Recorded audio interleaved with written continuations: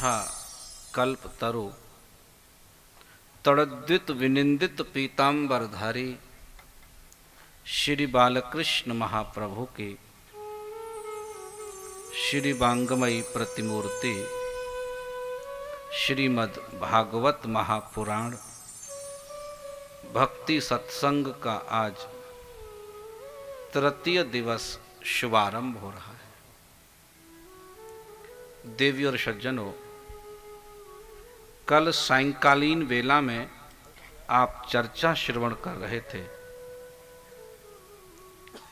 कि भगवान शुद्ध सुखदेव माता के गर्भ से प्रकट होकर कंदरा में जाकर के वो ध्यानस्थ मुद्रा में विराजमान हो गए।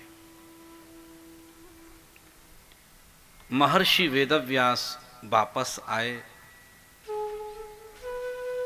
और शुत जी महाराज ने कहा, द्वापुरे शमुन प्राप्ते तृतीये युग पर्यये जातः पराशराद योगी वासव्या कलया हरि जाता पराशराद योगी वासव्या कलया। शुत जी महाराज कहते हैं, ऋषियों, द्वापुर के अंतिम चरण में महर्षि वेदव्यास ने वेदों की रचना की। प्राचीन काल में एक ही वेद था, उसका नाम ऋग्वेद था। प्राचीनतम वेद है ऋग्वेद, और इतना बृहद और विशाल वेद को पढ़ना कलयुग के लोगों के लिए संभव नहीं था। तो वेदव्यास ने उसका विभाजन कर दिया। ऋग्वेद, यजुर्वेद, सामवेद और अथर्ववेद, 4 भागों में विभाजित किया।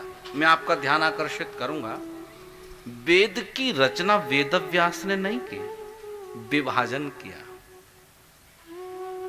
वेद का कोई राइटर नहीं होता। वेद भगवान के श्वास से प्रकट हुआ है। वेद का कोई राइटर नहीं है। और 4 वेद होते हैं और 4 ही उपवेद हैं। जैसे कि आप लोग समझते हैं आयुर्वेद। आयुर्वेद कोई वेद में नहीं आता, ये उपवेद है, जहां औषधियों के बारे में बताया गया। भारत में यूनानी पद्धति की औषधियों का प्रयोग होता रहा, लेकिन आयुर्वेद में औषधियों के बारे में बताया। दूसरा होता है धनुर्वेद। धनुर्वेद मीन्स जहां शस्त्र और अस्त्र की कलाओं के ज्ञान के बारे में हमको बताया गया हो, धनुर्वेद। और तीसरा होता है गांधर्व वेद। गांधर्व वेद माने जहां नृत्य, नाट्य, गायन और वादन इसके बारे में बताया गया हो, उसे कहते हैं गांधर्व वेद। और चौथा होता है बारहस्पत्य वेद, जहां प्रजा के पालन के नियमों को बताया कि प्रजा का पालन कैसे किया जाए।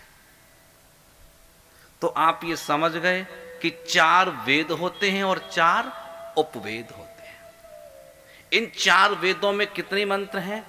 1,00,000 मंत्र हैं। और इनको 4 भागों में विभाजित किया और 4 ऋषियों को समर्पित किया। आप पुस्तक लिखें और शोकेस में रख दें तो उससे ज्ञान नहीं बढ़ेगा। हमारे हिंदुस्तान में हिंदू लोग गीता को लाल कपड़े में बांधते हैं, रोज अगरबत्ती लगाते हैं। ज्ञान नहीं बढ़ेगा, ज्ञान नहीं बढ़ेगा ना। ज्ञान पूजा से, अगरबत्ती या मंदिर में रखने से गीता को नहीं बढ़ेगा, गीता को पढ़ने से ज्ञान बढ़ेगा। लेकिन हमने ऐसी भावना बना ली, अरे ये गीता है तो मंदिर में रख दो, इसकी सिर्फ आरती उतारो और अगरबत्ती। ये पूजा करना अच्छा है, लेकिन धारणा हमारी है सिर्फ पूजा करें, ये धारणा ठीक नहीं। 4 वेदों को 4 ऋषियों को सौंप दिया। ऋग्वेद किसको दिया? पैल ऋषि को। ऋग्वेद दिया पैल ऋषि को, और सामवेद दिया जैमन ऋषि को, और यजुर्वेद दिया वैशंपायन ऋषि को, और अथर्ववेद दिया अंगिरा ऋषि को। 4 वेद हैं और 4 ऋषियों को समर्पित किया और कहा कि आप इसका विस्तार करें। आपको मैं एक मुट्ठी धान दे दूं और कहा आप इसका विस्तार करें, तो क्या उसको आप लाल पोटली में बांध के घर की तिजोरी में रख देंगे तो धान बढ़ जाएगा? नहीं बढ़ सकता ना। धान को, एक मुट्ठी को बढ़ाना है तो हमको उसको बोना है, फिर उसमें धान आएगा, फिर उसको हमें बोना है, फिर उसमें धान आएगा, फिर बोना। ऐसे करते करते आप बहुत सारा इकट्ठा कर सकते हो। ऐसी ज्ञान को भी हमें एक दूसरे को बताना है। और दुनिया में सबसे श्रेष्ठ दान है विद्या का दान है, विद्या का। लेकिन आज विपरीत हो गया। आज कहते हैं हम क्यों पढ़ाएं, हम पढ़ाएं क्यों? प्यार से बोलो, हम पढ़ाएं क्यों? आप इस उद्देश्य से मत पढ़ाइए कि हमको पैसा मिलेगा। पैसा तो आपको मिलेगा ही, लेकिन हमारे मन में एक भावना ऐसी होनी चाहिए कि हमारे द्वारा जीवन में कुछ लोग ऐसे जरूर पढ़कर निकलें कि जो हमारे न रहने पर भी हमको याद करें। तब तुम्हारी प्रतिभा और तुम्हारी तपस्या का प्रतिफल है।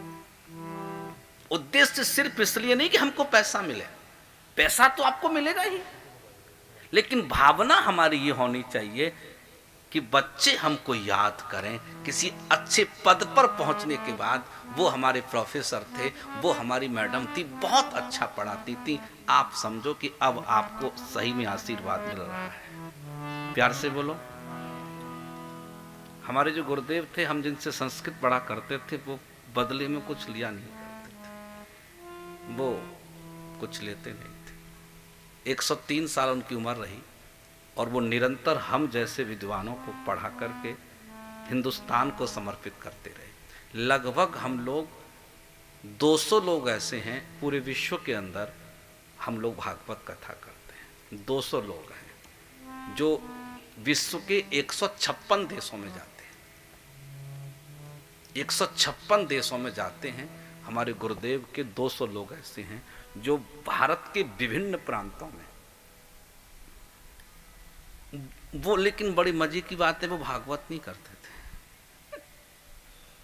वो कर्मकांड नहीं करते थे, वो कहीं भोजन करने नहीं जाते थे। वो कहते मैं नहीं जाऊंगा, मैं ऐसे लोगों को तैयार करूंगा कि जो जाकर के लोगों को जागृत करेंगे। प्यार से बोलो, लोगों को जागृत करें। लेकिन आज हमारी धारणा क्या है कि हमें कुछ मिल गया तो फिर हम ही के पास रहे, दूसरे के पास ना जाए। तो 4 वेदों को 4 ऋषियों को समर्पित किया। और महर्षि वेदव्यास ने यह भी लिखा, अपवित्र अवस्था में वेद का वाचन ना करें। और 17 पुराणों की वेदव्यास ने रचना की, लेकिन मन में उनकी अशांति थी। तो ये सरस्वती नदी के किनारे पहुंचे और वहां जाकर के शांति की तलाश करने लगे। बड़े व्यग्र मन, व्यथित मन, चिंतित मन। तो नारद जी महाराज आए। देवऋषि नारद ने कहा कि वेदव्यास आप चिंतित क्यों हैं? तब कहा कि महर्षि, वेदों का विस्तार किया है, पुराणों की रचना की है, लेकिन मेरे मन में शांति नहीं है। तब देवऋषि नारद ने कहा कि आपने पुराणों की रचना तो की है, लेकिन किसी पुराण में कृष्ण की लीलाओं का वर्णन किया है क्या? बोले नहीं। बोले जिन पुराणों में कृष्ण की लीलाओं का वर्णन नहीं होगा, उन्हें कलयुग में सुनने वाला और पढ़ने वाला कोई नहीं होगा। कलयुग में दो ही कथा का प्रचलन होगा, या तो कृष्ण कथा भागवत, या फिर राम कथा रामचरितमानस। छत्तीसगढ़ में सर्वाधिक राम की महिमा को गाया जाता है, भले ही वो नवधा रामायण के रूप में हो, चाहे मानस प्रतियोगिता के रूप में हो, चाहे वो छठी में हो, चाहे वो विवाह में हो, लेकिन लोग कहीं ना कहीं राम की महिमा को गाते हैं, अच्छा लगता है। लेकिन कष्ट थोड़ा वहीं होता है कि नवधा रामायण हम गा रहे हैं और गाने वाला पीकर गा रहा है तो कष्ट होता है। बजाने वाला भगवान की कथा में भी पी के बजा रहा है तो वहां कष्ट है। आप 2 घंटा रहने दो ना। हमने लाइफ टाइम बंद करने को थोड़ी बोले, हम तो कहते हैं आप जब तक भगवान का नाम गा रहे हैं तब तक आप उससे दूरी बनाए रहें, तो मुझे लगता है कि बहुत आनंद होगा। अभी मैं नवधा रामायण में मुझे आमंत्रित किया मुख्य अतिथि के रूप में, वहां तो मैंने नहीं कहा कि अच्छा नहीं लगता, वहीं की बुराई वहां नहीं करनी चाहिए, दूसरी जगह करनी चाहिए। प्यार से बोलो, लेकिन आप अच्छे लोग हैं, आपकी बुराई कहीं नहीं होगी। प्यार से बोलो। हाँ, देखो एक में बुराई हो तो आप सुधार सकते हो, यदि एक व्यक्ति में बुराई है ना तो आप उसे सुधार सकते हो, लेकिन जब वही बुराई सभी लोगों में हो तो फिर आप सुधार नहीं सकते। तो फिर हम क्या करें? फिर क्या किया जाए? बोले आप एक काम करो, अपने आप को ही सुधार लो। एक बुराई जब बहुत लोगों के बीच हो जाए तो फिर आप सुधार नहीं सकते। 2 ही ऑप्शन है, या तो आप सम्मिलित हो जाओ या आप उससे दूरी बना लो, और ऑप्शन नहीं। तो मैंने वहां क्या देखा कि जितने भी लोग वाद्य यंत्र बजा रहे थे या जो लोग गा रहे थे, तो उस मंच पर 1 मिनट खड़ा होना मुश्किल हो गया। हमें जो स्पीच देना था, तो ये चीज अच्छी नहीं है, क्योंकि भगवान का नाम गा रहे हैं ना। तो श्रीमद् भागवत में क्या लिखा? एक जगह में भागवत करने गया साहू जी, कांकेर के आए, तो एक व्यक्ति मेरे पास आया और उसने 250 ग्राम का जो पौवा था मेरे पास रख दिया। तो मैंने कहा भाई ये क्या है? महाराज लीजिए लीजिए। मैंने क्या है ये? बोले मैंने आपको पता है कि मैं शाकाहारी हूँ, प्याज लहसुन नहीं खाता, बीड़ी सिगरेट पान तंबाकू गुटखा गुड़ाकू मैं इसका विरोध पक्षधर हूँ, विरोध करता हूँ, और आप मेरे लिए क्या लाए, ऐसा क्यों आप कर रहे हैं? तो उसने कहा महाराज पहले वाले जो महाराज आए थे ना तो वो पीकर ही गाते थे। ओह गॉड। प्यार से बोलो। बड़ा मजेदार लगा मुझे उसका वो फेस कट और जो स्टाइलिश तरीका था, मेरा दिल खुश हो गया। उसमें नाराज मैं नहीं हुआ कि भाई बेचारा वो ना समझ नहीं, पहले वाला ना समझ था। उसने मुझे उस कैटेगरी में डाल दिया, लेकिन मैंने भी कहा मैं माफ कीजिएगा, सॉरी, मैंने कहा उस कैटेगरी में नहीं हूं। प्यार से बोलो। तो सभी लोगों को आप एक जैसा मत समझिए, मैं माफी चाहूंगा। प्यार से बोलो। कुछ लोग समाज में अच्छे भी होते हैं, सुधारवादी भी होते हैं। तो मेरा कहने का एक अद्भुत बात यह है आप लोगों से कि मन में अशांति, और कलयुग में 2 ही कथा का प्रचलन होगा, कृष्ण कथा और राम कथा। बहुत कोई भक्त होता है तो देवी भागवत लोग सुन लेते हैं, कोई श्रावण आदि मास आ गया तो शिव पुराण सुन लेते हैं। लेकिन खासकर मैं देखता हूँ, मैंने 586 कथा सुनाई है भागवत की। यदि राम कथा बोलोगे तो 30-40 सुबह होगा, शिव पुराण बोलोगे तो 10-15 ही कहा होगा, देवी भागवत तो 7-8 ही बोला बस। प्यार से बोलो। मार्केट में भाभी नहीं मिलता उसका, भागवत ही सुनते हैं लोग। और आजकल जो चलता है ना, लोग उससे हटना नहीं चाहते, उसी के पास जाना चाहते हैं, उसी लाइन में खड़े होना चाहते हैं। प्यार से बोलो। तो श्रीमद् भागवत में क्या लिखा? देव ऋषि नारद ने कहा कि जब तक तुम कृष्ण की लीलाओं का वर्णन नहीं करोगे तब तक मन को शांति नहीं हो सकती। परफेक्ट बात है। तो क्या करूं? बोले आप भागवत की रचना करो। बोले इस अवस्था में भागवत को लिख पाना मेरे हाथ से संभव नहीं है, वृद्धावस्था आ चुकी है। तब आज देव ऋषि नारद जी ने कहा, वेदव्यास, यदि आप लिख नहीं सकते तो कम से कम बोल तो सकते हो ना? बोले हाँ बोल सकता हूं। तब भगवान गणेश का आवाहन किया नारद जी ने। गजाननं भूतगणादिसेवितं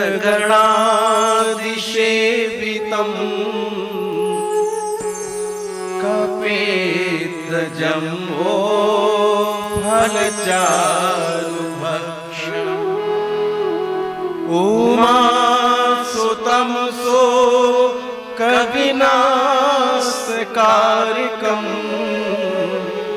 नमामि विघ्नेश्वर पाद पंकज